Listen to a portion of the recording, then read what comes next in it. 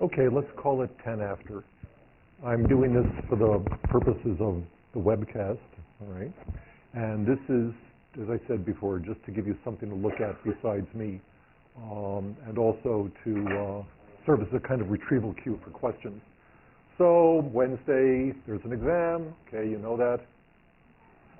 That's what it's going to cover. You know that. It's a lot of material, more material than in the midterms in the previous time I taught this class, because 2 years ago, scheduling constraints forced me to hold the midterm exam early. This time I could hold the midterm exam when I wanted to. And that's all there is to say about that. Okay, this is one change. As I announced the other day, the format of the exam is there are 17 questions. Okay, so in part 1 there are 11 questions, you choose 8. In part 2 there are 11 questions, you choose 8. Okay, part 1 questions are drawn from the lectures. Part 2 the questions are drawn directly from the readings. And part 3 I have to find some way to give you 2 points. So there's this unbelievably stupid question in part 3, and I will ask you to answer that. Yeah. Oh, okay. And no blue books, no nothing. We give you the paper. We do all of that. Blue books are nice, but we don't need them. Okay. You will know all of this. Just a reminder that if you have any questions left over, you should post those to the appropriate forum on the course website. So far, I haven't seen anything, which is fine. But the shutoff is noon on Tuesday. So if there are any questions, please post them by noon on Tuesday. Tuesday night, I'm at the Hesperian 21 concert. I'm not going to be answering questions on the website. Okay. Okay, these are just retrieval cues. This is what I talked about in the introductory lecture. Tried to identify the domain of social cognition, tried to talk about some differences between social and non-social cognition, and talked a little bit about the dynamic relationship between impression formation and impression management. Any questions on that stuff? Yeah.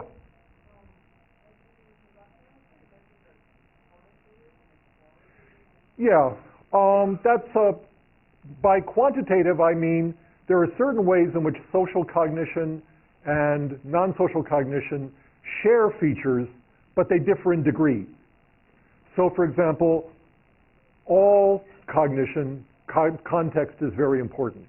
Emotion and motivation plays a role in most cognition, whether it's social or non-social.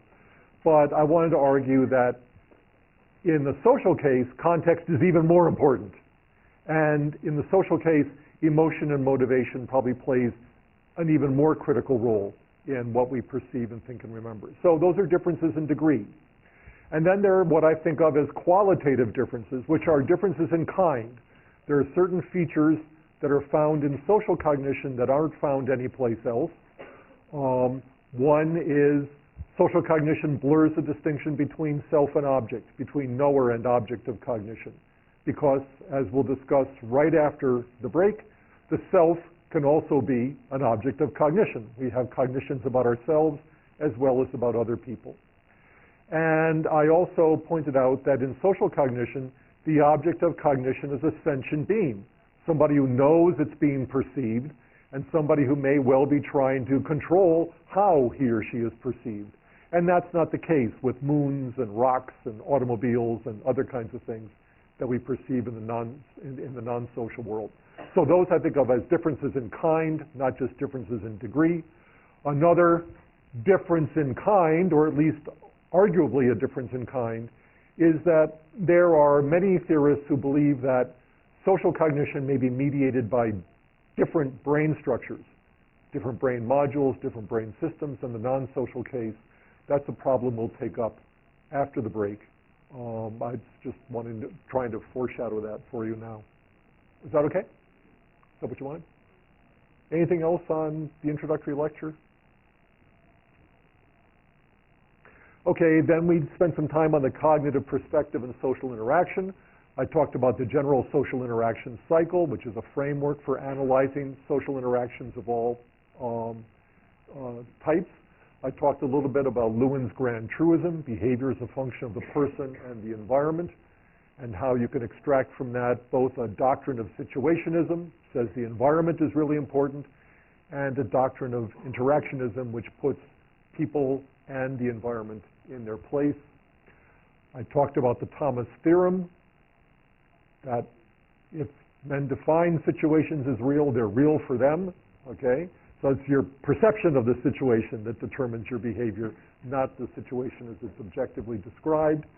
And talked about the self-fulfilling prophecy as a way in which our beliefs and expectations about the social world can operate in such a way as to make those beliefs come true, even when they're erroneous, to bring the world in line with our beliefs about it.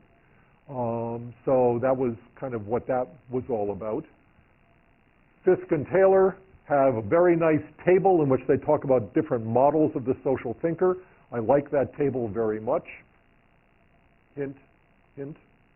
And Zerubbabel spends some time talking about the difference between social cognition as an aspect of individualistic psychology and cognitive sociology, which really tries to take the subject matter of cognitive psychology and think about it as if perception and remembering and categorizing and all of that were things that were done by groups, not just by individuals. Questions about the cognitive perspective on social interaction?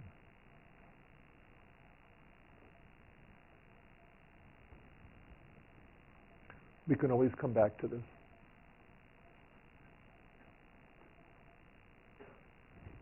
All right, that's pretty straightforward. Then we spent some time on social perception. I contrasted two views of perception, the ecological view of Jimmy Gibson and the constructivist view that comes down to us from Helmholtz in the 19th century.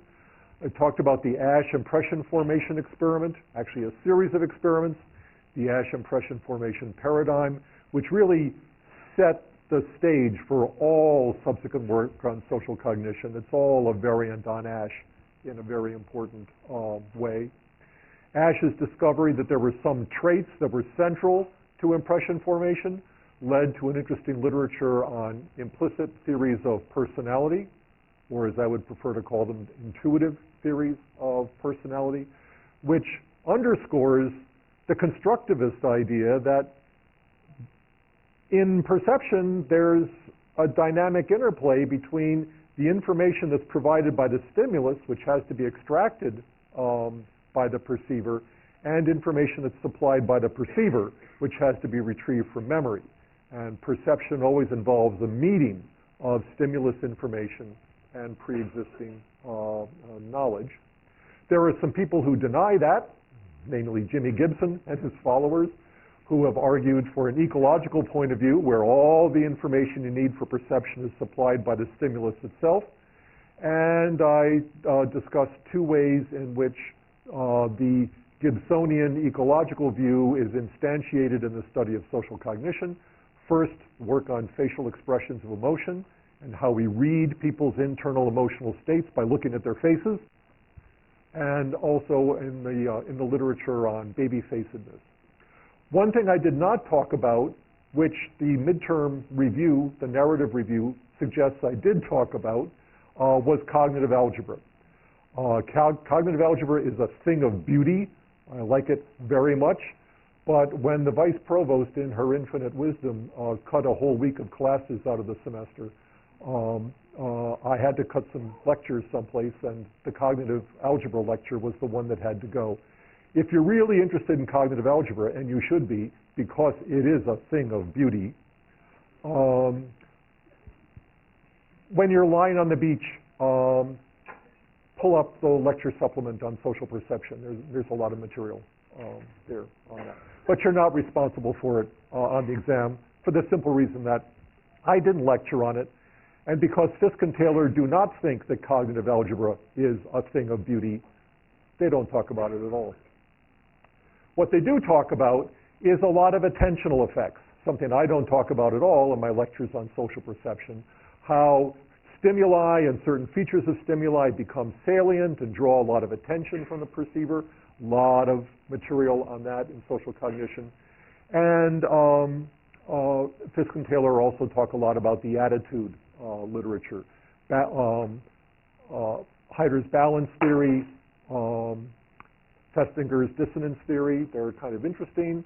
The distinction between heuristic and systematic processing of information is a theme that comes up over and over and over again, especially in the lectures on social categorization and social judgment. The literature on persuasion, you should know something about that, even though I didn't talk about it very much. And then in Zerubbabel really kind of lays out the program for cognitive sociology by looking at the literature on perception and attention and ask the question, what would it mean to say groups perceive or groups attend to something? What are the analogies between cognition as it's practiced at the group level and cognition as it's practiced at the individual level, which is where we usually think about cognition being practiced? Anything on social perception? Yes? Actually, in general, I was wondering if these suggestions for reading, particularly with the Fisk and Taylor readings, which there's an enormous amount of information, whether this is enough to focus on? Yeah. Yeah, that's what it's there for. There's a lot of stuff that in Fisk and Taylor, that Fisk and Taylor thinks is a thing of beauty and I don't. Okay. But mostly, I know there's a lot of stuff in there, and one of the purposes of a textbook is to fill in all the material that you can't get to in lecture. Okay. And so I want you to have that available, but as far as exams are concerned, and what I think are the really important parts of the course, in the narrative review, I really try to direct your reading to that. Okay. Is that enough? Something over here. Somebody. Yes.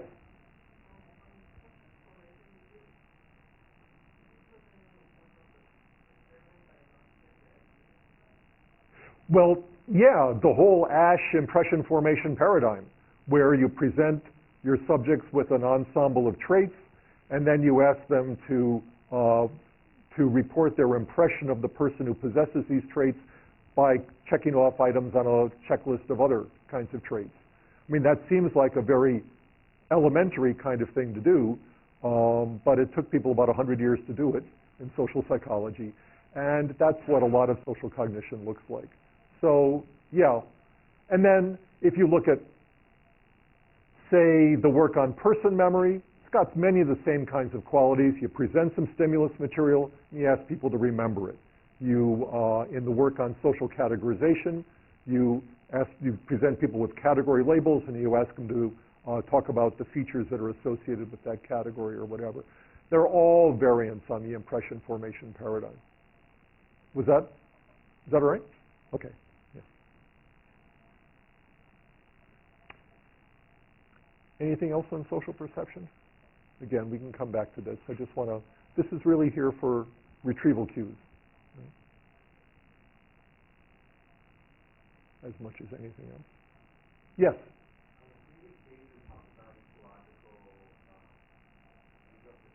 Yeah.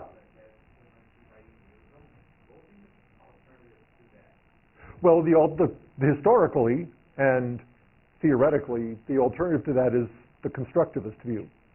The ecological view basically says we see the world the way it is.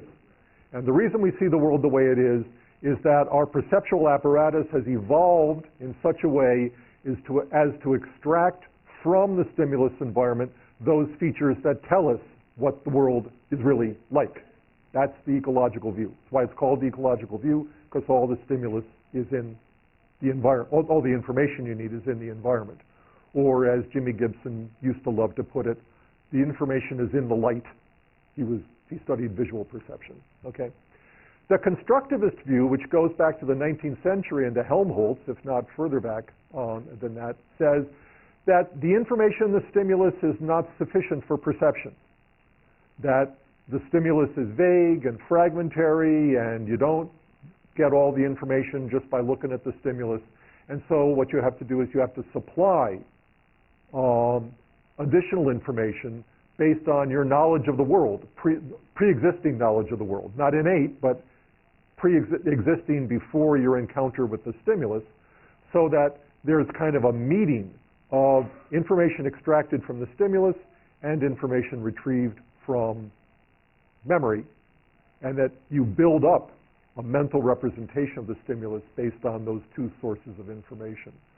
So that's not a naive realism perspective. I don't particularly favor that term. I know it's one that's used a lot. There was nothing naive about Jimmy Gibson. He had a very, very complicated view of what the stimulus information was. But those are really the two big alternatives in perception. And as I say, if you go to a psychology conference, you'll see fistfights in the aisles about these two views. Yeah.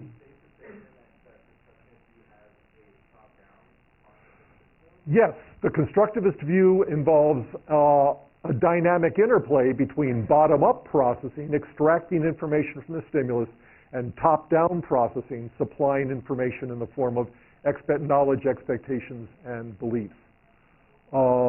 Gibson wasn't very big on top-down processing. He really thought that all the information he needed was in the stimulus itself, and the job of perception was simply to extract that information.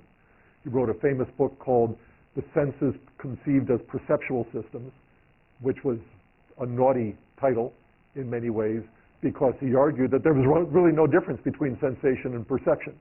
It's all the stimulus.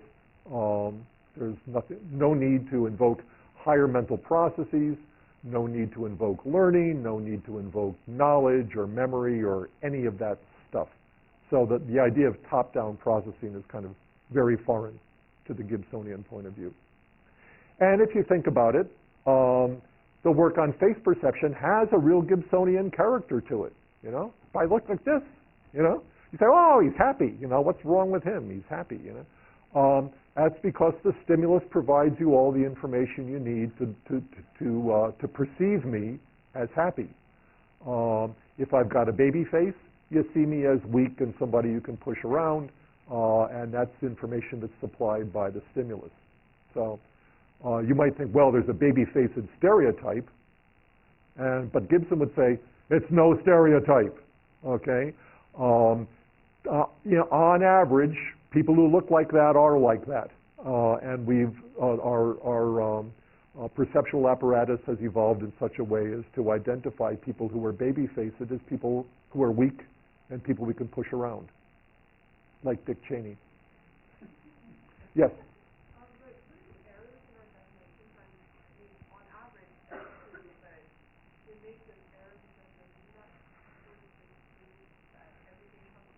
Well, there's always error everywhere, okay? I suppose that what Gibson would always want to say is that in the real world, perception is mostly error-free. And that where you see errors, he actually says this someplace, where you see errors mostly is in the unreal world of the laboratory, where the stimulus configuration has been expressly designed to prevent subjects from seeing the world the way it is, or has been expressly designed to prevent subjects from doing what they need to do to extract the information from the stimulus. So, for example, Gibson argued that most of the perceptual illusions that you learned about in Psych 1, or that you learned about in Psych 126, are things that really just occur in the laboratory. And that they don't occur in the real world. Gibson didn't even think the moon illusion occurred in the real world. He thought it was basically made-up story by people.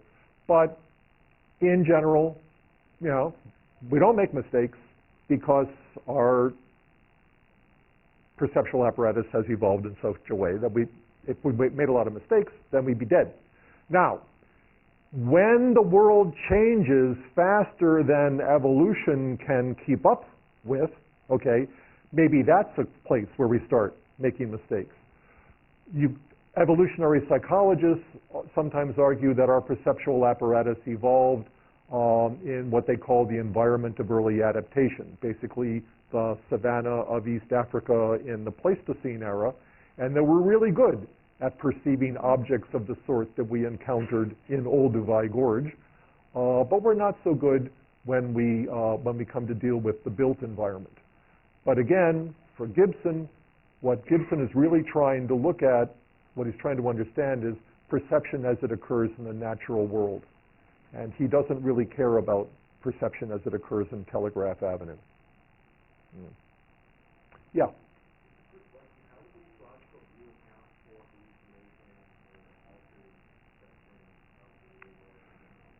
Well, I'm not sure Gibson talked about this very much, but I think what they'd say was, remember Miller's doctrine of specific nerve energies, that it's not the stimulus, but it's the pattern of neural activity that the stimulus gives rise to that really is what goes on in perception. And you can screw around with that in lots of ways. If you dump some drugs into the brain, you can get neurons to fire in ways they're not supposed to fire. And so, yeah, you'll hallucinate, but what you've done is something kind of like what the nefarious perception psychologist does in the laboratory. You've done something that's unnatural, okay? And Gibson would say, it's not fair to pump a bunch of chemicals into the brain that aren't supposed to be there and then ask me to explain why people hallucinate. Because it's not something that happens in the real world, except under, I suppose you can hallucinate in the real world when you're really severely dehydrated or something like that. But that's just kind of beyond the scope of the ecological view. Anything else about perception for the moment? Okay. Social memory. Talked a lot about the structure of memory, mostly predicated on a kind of generic associative network model of memory. There are lots of specific associative network models of memory. I personally am a big fan of John Anderson's ACT STAR, but nothing that I talked about assumes that you embrace any particular network model of memory. They all have in common that there are concepts represented by nodes and relations among concepts represented by links in a big network of knowledge in which activation moves along links from node to node. That's what they all have in common. And I illustrated how you could think about the cognitive representation of persons, the mental representation of persons in memory within this framework. The fan effect shows us that factual knowledge about people fans out from nodes representing the people. The experiments on individuation and reference show what happens when we learn new facts about somebody we already know something about. The work on schematic processing looks at the structural relations between semantic knowledge about a person, like his or her traits, general traits and attitudes, and behavioral knowledge, episodic knowledge about a person pertaining to his or her specific behaviors and experiences. So all of that research from my lectures had to do with how we can elaborate within a generic associative network model of memory what a mental representation looks like. Basically, that's what that's all about. And then at the end, I gave you a brief account of extremely provocative a set of experiments by Quiroga and his colleagues, which seemed to show that there's something to this node and link business, that if you look really carefully, you might actually find something that looks like individual neurons or very small clusters of neurons that seem to function like a person node. When you stimulate, when you present the name of a person or a picture of a person, that particular cluster of neurons inevitably becomes active. So that's just a way of looking forward to the lectures on social neuropsychology or social neuroscience to show that we can actually link some of this stuff to how the brain does it. In the readings, Fisk and Taylor spend a great deal of time on theories of conceptual structure. The classical theory of categories as proper sets, the revisionist theory of categories represented by prototypes, the exemplar theory of category structure, the theory-based view of category structure. All that's really important. Again, if the semester had not been shortened, I might have spent more time on it in lecture. But that's a place where Fisk and Taylor really do a good job of laying out those differences. And then in Zerubbabel, in his chapter 6, you get an introduction to one of the most provocative ideas in cognitive sociology, the idea of collective memory. We, as psychologists, most of us, half of us, as psychologists, think of memories as things that knock around individual people's heads. But as a sociologist, Zerubbabel is persuaded that there are memories that are represented at the group level as well, that there are there are representations of the past that are possessed by groups, not just by the individuals in the groups, and that there are certain sociological processes like mnemonic socialization and all of that, collective remembering, that you really only see at the group level. Collective memory is an idea that's been around since the early 1920s. A European sociologist named Morris Halbwachs wrote a couple of fairly impenetrable books about it. It's a concept that's getting a lot of play now in sociology, especially among cognitive sociologists, and I just want you to be introduced to that idea.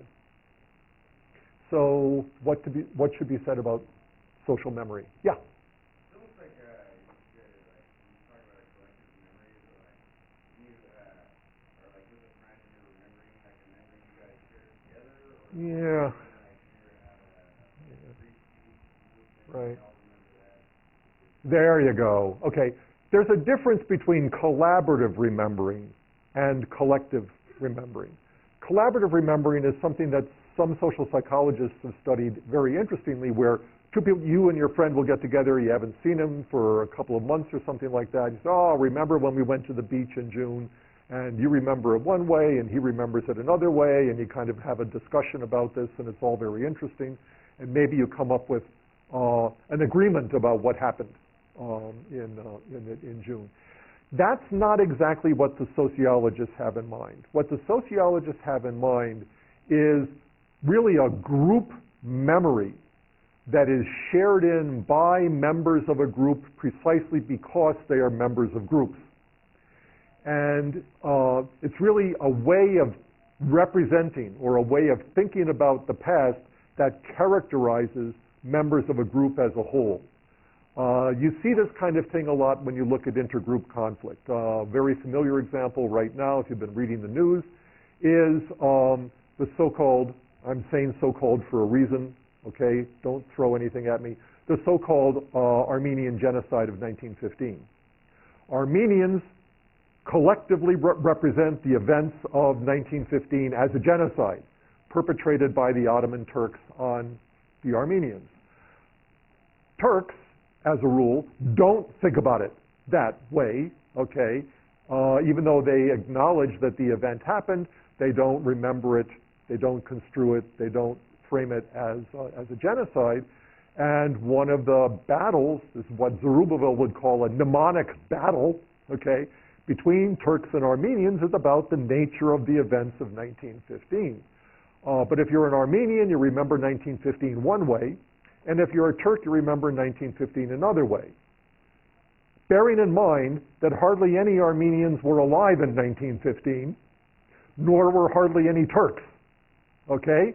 The point is, in collective memory, you remember things as a group that you can't possibly remember as an individual because you weren't there, okay?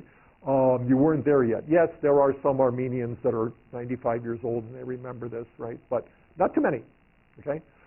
So it's something that, it's a memory that you get by virtue of your membership in a group, okay?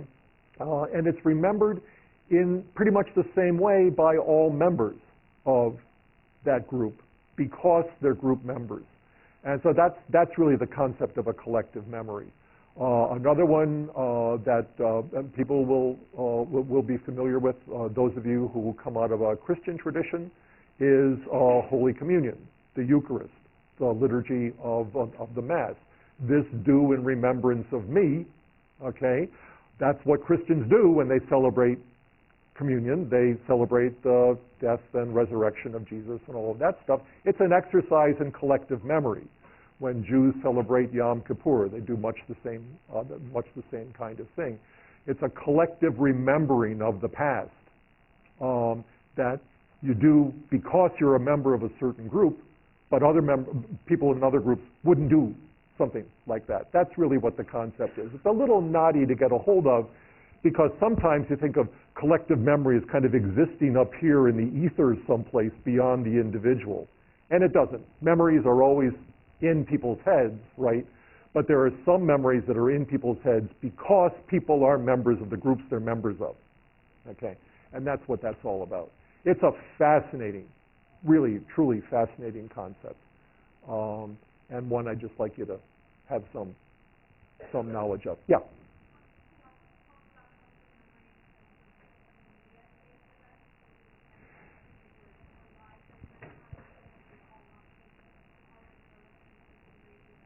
Yes.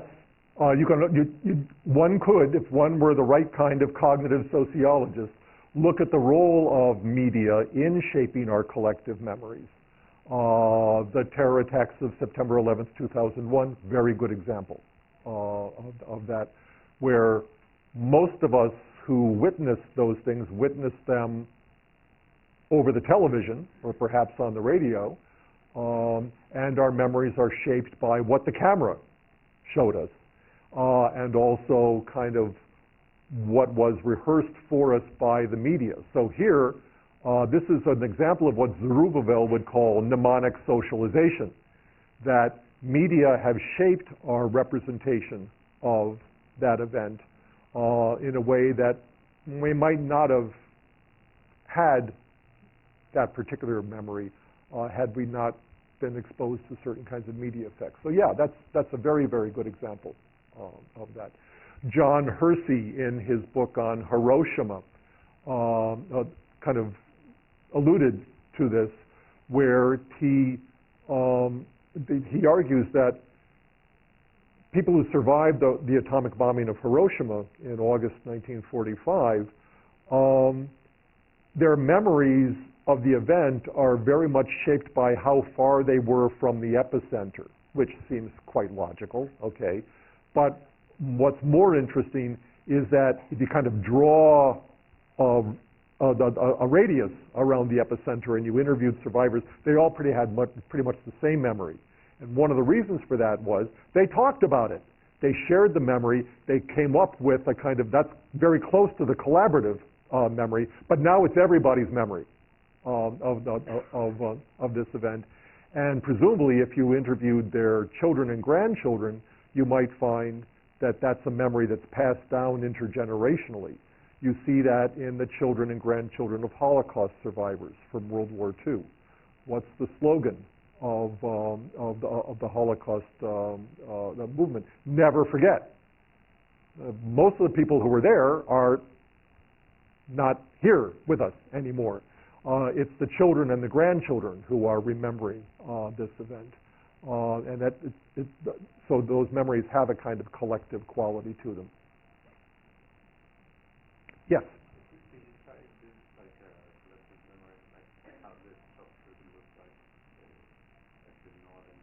Yeah. Could you do at the collective level what we do at the individual level? Talk about nodes and links and stuff like that. I suppose you could. To my knowledge, nobody has done that kind of thing. And I think the reason for that is that these kinds of associative network structures are things that psychologists are really interested in. And sociologists are just not interested in models at that particular level. However, one thing that there is a particular version of network theory that some sociologists are very interested in. This happens sometimes. We're going to go off topic for a second, but this is a really, really, really interesting idea, We now know that certain behaviors are contagious. Okay? There's a theory called social network theory that actually maps out the interrelations between people in a community, where each person is a node, okay, and the people he knows are represented as links to those individuals and so on. And there are now sociologists who have shown that there are various kinds of things that are contagious, like obesity. If you've got a lot of friends who are chubby, you're likely to be overweight yourself. If you've got a lot of friends who are thin, you're likely to be thin yourself. And it's not just a matter of conformity, because these guys have been able to show that if there's like a central person in the group who loses weight, then other people he knows start to lose weight. It's really a contagion, okay? Now, memories might be contagious in exactly the same way. Richard Dawkins, the British philosopher, has talked about memes as if they were viruses, that memes being the cognitive analog of genes that are transmitted through a society like viruses, right? And you can actually show, presumably, that there's a patient zero, some person who has this idea, and then it's passed on to his friends, and it's passed on to their friends, and things like that. That's the kind of cultural transmission or social transmission of memory that you would really like to see somebody map out. To my knowledge, that hasn't been done in this formal way, but it's the kind of thing you could do. And where you'd want to do it is, the transmission of rumors. For example, Gordon Allport wrote a whole book in the 50s about the transmission of rumor long before there was any kind of network theory. But I met a colleague the other day and in the grocery store who, while he was paying for his stuff, said, "Did you hear what the dean is talking about reorganizing the Faculty of Social Sciences?" I said, "No, haven't heard about this at all," right? So as soon as I got home and put away my groceries, I quick got on email and I wrote my department chair. I said, "Have you heard what the dean's talking about, reorganizing the Faculty of Social Sciences?" He said, "No, I haven't heard anything about this at all." Now, he then had a meeting with the dean, and it turns out that it was a completely false rumor, right? Well, maybe not completely false, but not nearly as dramatic as you would have thought it was. But there was a piece of knowledge, piece of belief, where you could actually trace the transmission of it from one person, patient zero, okay, to me, to somebody else, and for all I know, if the department chair had mentioned it in a faculty meeting, everybody in the psychology department would have gone back and said, "Well, yeah, have you heard what's going to happen? This is going to happen, this is going to happen." And you can see this whole thing infiltrating through a network of acquaintances. That's the kind of thing you would really like to watch online when it happens. And you can watch it when new rumors get started, or when events like September 11th happens, or something like that, where you can, if you're there and you're prepared, you can watch this thing move through a network. So, yeah, there is an analog of it. It's not quite like this, but it's close. Yes.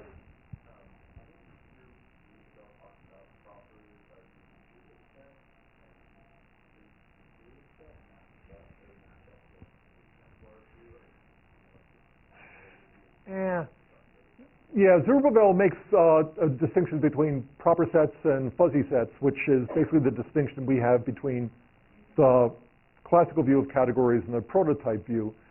The fluid set, I'm not sure that really maps on to something like the exemplar or the or the theory-based view of categorization. I'd have to think about that more.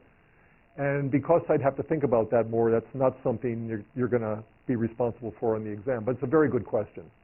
I have a funny feeling that that's the kind of perspective on categorization that would come out of a sociologist who watches social change happen. See, that's another reason for doing interdisciplinary work. You bring a sociologist or an anthropologist or a political scientist into this business, and they start telling you something about perception or memory that you wouldn't have seen otherwise. So I just have to think about it. So, anything more on memory?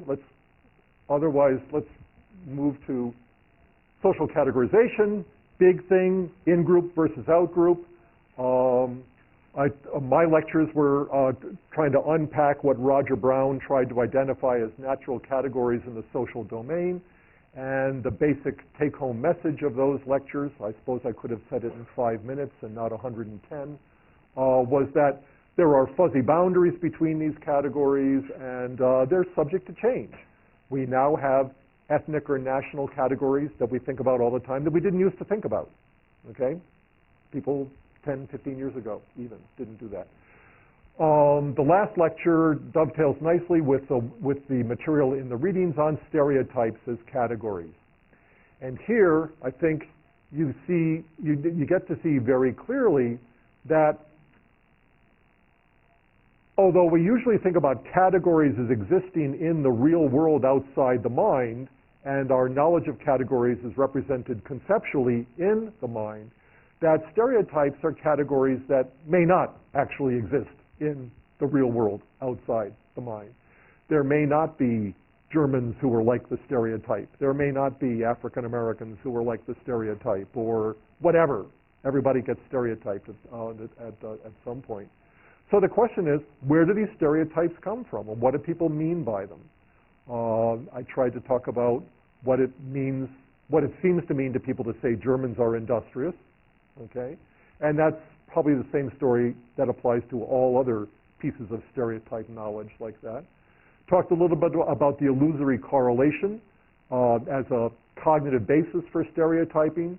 We tend to perceive rare events, distinctive events, as more closely associated than they really are. That's just liability in the cognitive system.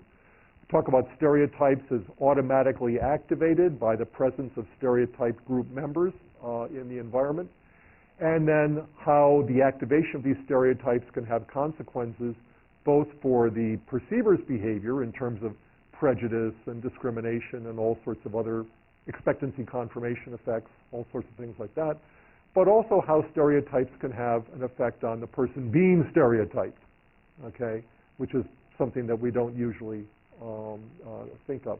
I'll get to your question in a second. Fisk and Taylor talk a lot about that. Their chapter on stereotypes is really, really, really, really good. That second chapter on specific stereotypes, gender stereotypes, race stereotypes, stuff like that, you can de-emphasize that a little bit. But their business on the nature and function of stereotypes is classic social psychology, and it's excellent. They're similarly for their treatment of prejudice.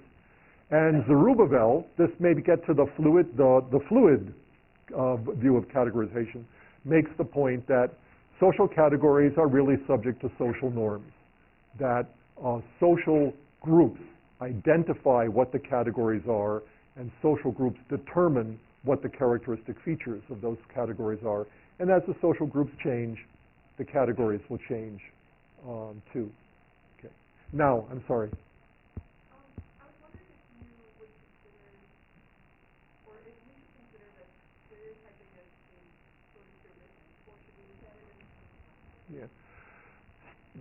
as Certainly heuristic processes play a role in stereotyping. If I see some outgroup member, it's, the default is, well, he's going to be like all those other outgroup members, right? So there's you can certainly see all the common heuristics there, certainly the representativeness heuristic and the availability heuristic and for that matter, the simulation and anchoring and adjustment heuristic playing a role in stereotyping. But the thing about stereotypes is that they're categories. Heuristics apply across a broad range of cognitive functions, not just categorization. We use heuristics in making judgments of all sorts, in making choices, and all that, even if they don't necessarily involve categorization. So the idea is that a stereotype is a mental representation of what people in a category are like, and when we stereotype individuals, we perceive them as identical to what we think of as the average or the typical member of the category. stereotyping is a really good way of thinking about what Heider and other social cognitive people emphasize in social cognition, which is that we're talking about phenomenal cognition here. When we talk about stereotyping, we don't talk about what people are really like. Men, women, blacks, whites, Jews, Christians, Muslims, Hindus, whatever, okay? We're talking about what they're believed to be like, okay? They are beliefs that may have no connection to reality, okay? But it's the beliefs that we have, and we act in accordance with our beliefs, not with our beliefs about the world, not with the way the world really is.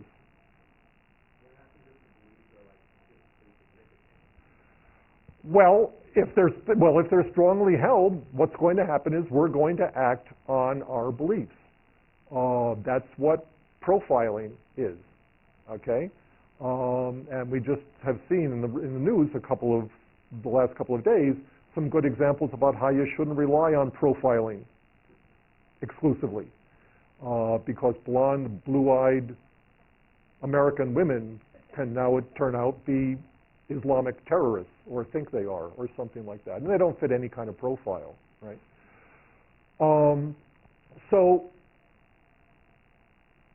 the stereotypes, in some formal sense, they are statistically significant, because the whole point of a stereotype is you think that there's a group of people that are statistically significantly different from some other group of people, or people at large.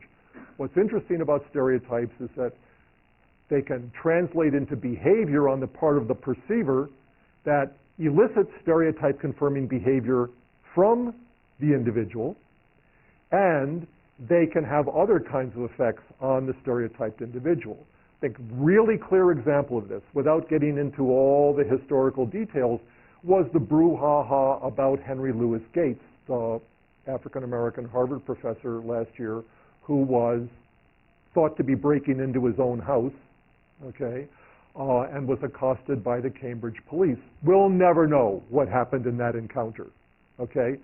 But one way of thinking about that encounter was that a white police officer treated a black male as if he were a stereotypical black male in the mind of the white police officer, and he in fact elicited behavior from this guy that confirmed part of the stereotype. The interaction led Henry Louis Gates to be very aggressive towards the police officer in a way that Henry Louis Gates is not typically aggressive. So he elicited stereotype behavior. The whole encounter started from a stereotype where a neighbor of Gates has lived in that house for almost 20 years as far as I can tell, a neighbor of Gates who never realized she had a black neighbor, saw this black guy jimmying his front door, called the cops and said, there's this guy breaking into the house across the street, didn't recognize him as her neighbor. Then the cops roll up, and maybe the cop had an attitude, maybe he didn't, I'm not judging that, okay, but something happened, okay? Henry Louis Gates has a short fuse for racial discrimination, and this thing blew up. Now, the nice thing is he got a beer in the White House lawn, okay? But it was an encounter that had its origins in stereotypes, but those stereotypes had an effect on the real world that started to make the stereotype come true, right? In its own little way, and that's the really interesting thing about social cognition, which is that our cognitions, our beliefs about the world, act in such a way as to make the world like our beliefs if we're not careful about it, right? It's really interesting, and that's not true about, the Necker cube or the moon illusion or something like that. You perceive the moon as bigger on the horizon, but it isn't, and perceiving the moon as bigger on the horizon doesn't make it bigger. Yeah. But that's not true in the social domain. Quick social judgment and inference. Causal attribution is our example of social judgment and inference. Fisk and Taylor are very good about the covariation calculus, though I don't think they call it that, but that's what it is. and especially the departures from it, the whole literature on errors and biases in social judgment is something that's really very important to know about. What they don't talk about, because they don't think it's a thing of beauty, is Mallay's folk conceptual theory of causal attribution, which probably ought to know something about. We've gone over time. I'm sorry about that. If you have any leftover questions, okay, post them to the course website. Do it sooner rather than later, and I'll get an answer to you.